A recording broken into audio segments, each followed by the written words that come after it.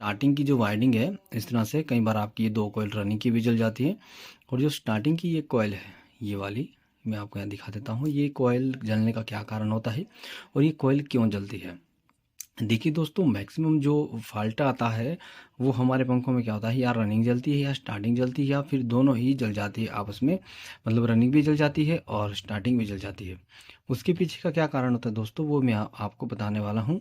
आप सपोज कीजिए कि यदि कोई आइटम हम चला रहे हैं, कोई सी भी, ये सीलिंग फैन है या फिर मोटर है या कोई भी आपका टुल्लू पंप है या कूलर की मोटर है, उसमें क्या होता क्या है दोस्तों, मैक्सिमम क्या होता है, हमारा स्टार्टिंग का जो वायरिंग है वो ज़्यादातर जल जाता है।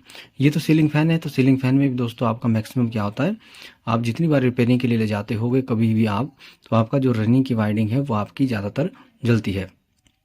उसमें होता क्या है दोस्तों कि आपका इसके जलने का मेन कारण होता है हाई वोल्टेज। ठीक है, ऐसे तो कई कारण होते हैं, वो सभी मैं आपको बताऊंगा। तो सबसे पहला कारण होता है इसका हाई वोल्टेज।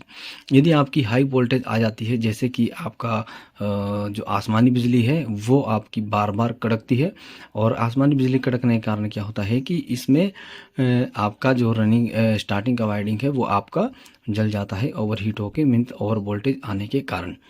नंबर 2 बात दोस्तों है, अब आपका जब आसमानी बिजली गिरती है तब आप कहोगे कि हमारे दूसरे वाले फ़ैन तो हमारे जले नहीं, और ये सिर्फ एक ही फ़ैन जला है और आसमानी बिजली से किस तरह से जल सकता है।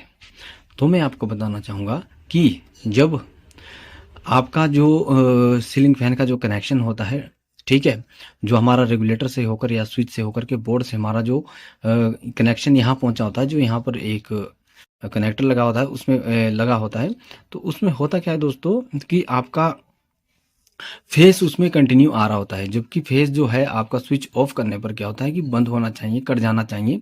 परंतु कई बार वायरिंग के फॉल्ट के कारण, मतलब न्यूट्रल फेस उल्टा पुल्टा हो जाता है, तो जो फेस है वो आपका स्विच में आने के बजाय आपका न्यूट्रल का जो आपने कॉमन कनेक्शन बनाया होता है उसके थ्रू क्या है कि आपका सारा का सारा फेस जो है ऑफ कंडीशन में आपका फेस पंखे तक आता है, जिसके कारण कि इसमें ऑटोमेटिक चार्ज रहता है, ठीक है, इलेक्ट्रिकल चार्ज रहता है, और इसमें सप्लाई चली रहती है जब तक कि न्यूट्रल इसे नहीं मिलता। और होता क्या है दोस्तों कि कई कंडीशन में आपका जैसे आसमानी बिजली गिरेगी तो आपका क्या होगा, इसके ऊपर आसमानी बिजली गिरने से, क्योंकि फेस तो पहले ही है, और फिर आसमानी बिजली गिरेगी तो उससे वोल्टेज इंक्रीज हो जाएगा, जिस कारण ये बंद हो जाएगा।